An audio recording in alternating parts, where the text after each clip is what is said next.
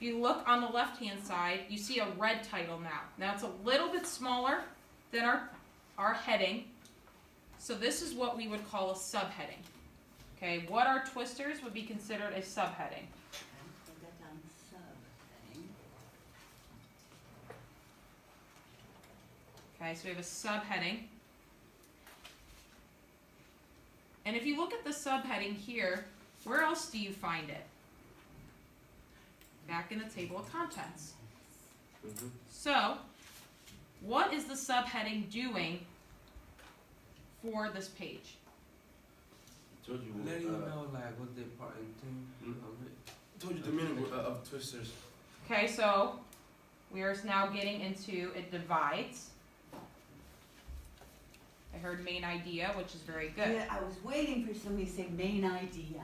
Divides the main idea. So we have the title, and then now we have a subheading. So we have different main ideas under a certain title. So what are twisters? That's our main idea that we're focusing on. It gives us all this information. And look, Ahmed, here in the second paragraph, look what it says. These twirling, whirling winds give tornadoes their nickname, twisters. So twisters. tornadoes and twisters are the same, the nickname. This got a fancy word. It's just got a fancy word. I guess that's how they wanted to call it, a tornado. I prefer tornado. I like tornado. I too. prefer twister. It reminds me of an amusement park, right? Yeah, Twister. because there's a movie called Twister that I saw. There is a movie called Twister. Okay. So, we're actually going to move on to the next page. We're not reading it fully today. We're just going to look at the different parts. So if I go to page 4, I see a lot more pictures.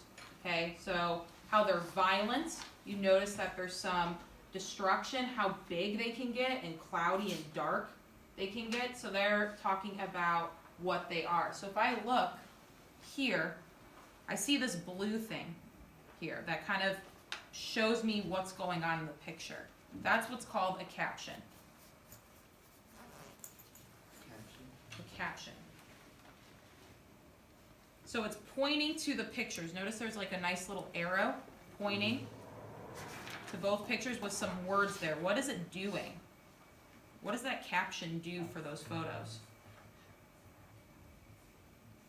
It just shows like The houses.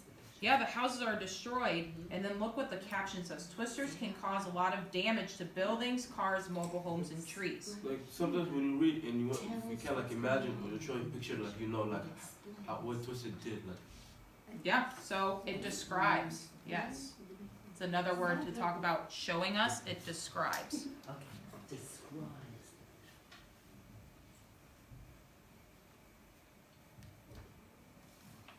So if you look at a picture like, I don't know why that's there, most likely the caption is going to show you and tell you.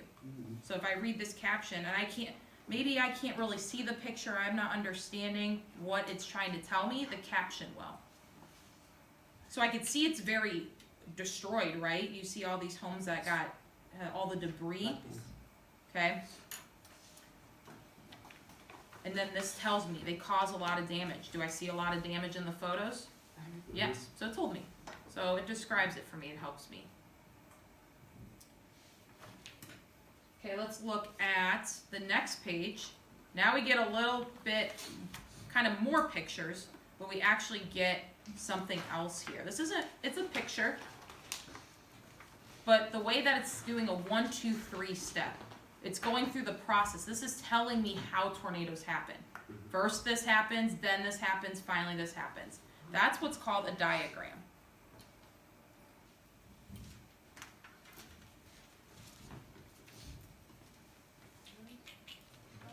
It's a diagram. Our computer, there it is. It woke up. So for the diagram, it's not just a picture, right? There's things going on in the picture. Yeah. Okay. Shows how something happens.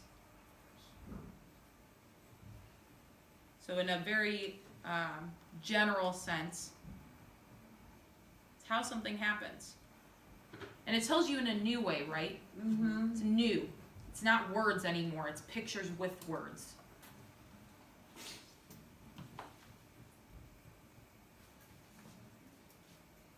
So maybe And it could be a graph. it could be a It could graph, be- yes. Could be a lot of different things. You'll see some of those too.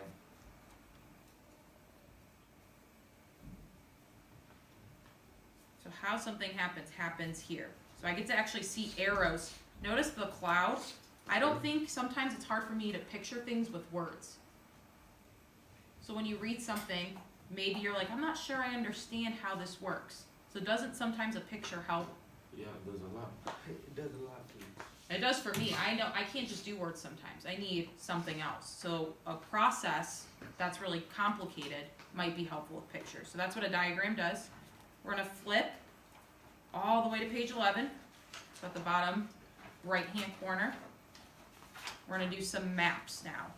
You guys know what a map looks like, right? So you know this one, but we're gonna write it down because this will be something you see a lot. It's gonna tell you a location that happened. So you know that's what a map does.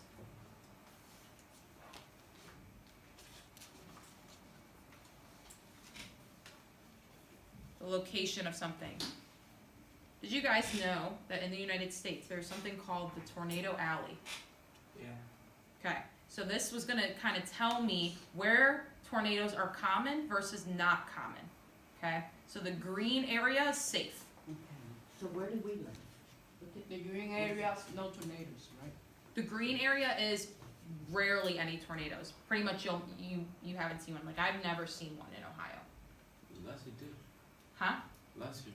Mm-hmm. I didn't see it, but yeah, there was one that touched down. It was like a little one, Yeah. and it caused some problems, right? My house. Huh? Went over my It went house. over your house? Oh yeah, because it was in Grove It was City. Grove City, and Yeah. the high school was closed for a day or two. Oh yes, okay, yes, there There was. Yeah. but we. It's not like Tornado It's Alley. not like big. It's not like. But it's this not white tornado. So area. Tornado Alley It is was the a light one one. where it So happens bad. frequently. Oh, So bad. all the time, it's because it's flat. Probably the flattest part of our country. And then you have the red, so that'll be, which is interesting because Ohio's right here, and right next door is where there's some issues. So we're only a state away, and we don't experience as many as that red area. Indiana and Kentucky. Mm-hmm. Yeah, wow. And below us, yeah. And I've never If it's seen up- that map before. Wow. yeah. So that's what a map kind of shows you, so that you have like a perspective, or you have a visual that you could see where these happen. Couple more. You go to page 15. Now we are getting into some, what does this look like? In some of your other classes you see these a lot. What would you call this? Where it breaks it down, there's some lines in between. Sometimes in science class you see these. Yeah.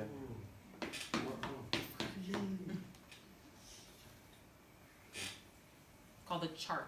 There we go. Keisha. Easy. She couldn't say it loud enough. I heard you whisper it, so I feel like she heard. I'm like, because you're like, oh, chart, and I came from her. So yeah, that's a chart. So it is another way to, I'm gonna call it.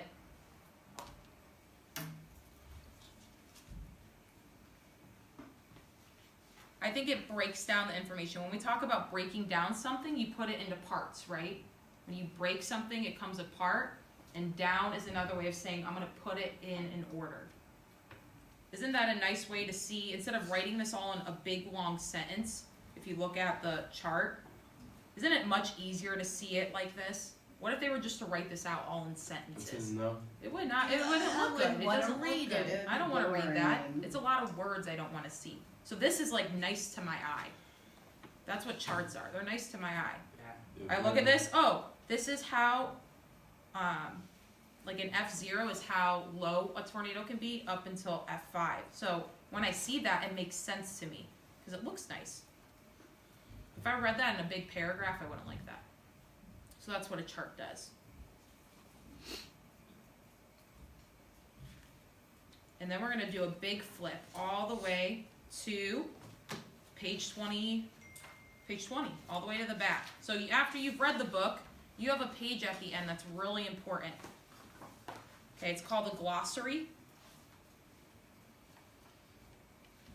and you have what's called an index. Let me tell you both.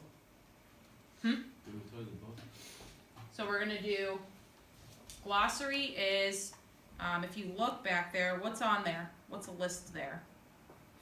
What's in bold? To do with the important stuff. Yeah, it's important words. They're just one word, gives you a definition. So, exactly what it is, important words.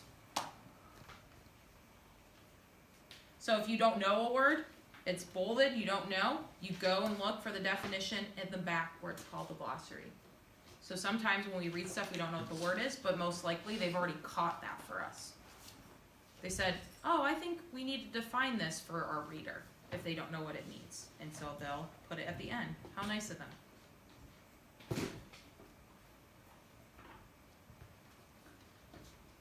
And then the index. You have to all go to the right page. Index. Yep.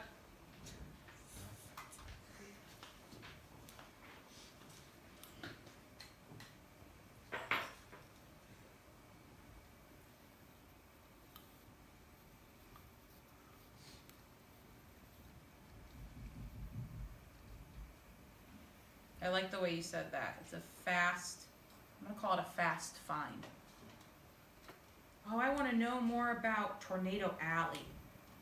So you Okay. want to look at the whole book. You don't have to look back the whole book, right? You don't have to skim and search. It's so easy, fast. It's so much easier. Because if I maybe want to tell this to a friend, instead of having them go through the whole thing, maybe I just want to give them a glimpse. Hey, it's really interesting about Tornado Alley. Let's go to page 11. It's so much easier than having to find it yourself. So those are the main text features. These are features. There's headings, table of contents, just like I have hair and I have glasses and I have, I don't know, brown eyes. Okay, those are the same ideas. So what I want you to do, you have sticky notes. There's a couple, there's some pages we skipped, and there's reasons why I skipped them is because there's more of these features there's these features, but they're covered in other parts of the book. So I think I gave you at least 2.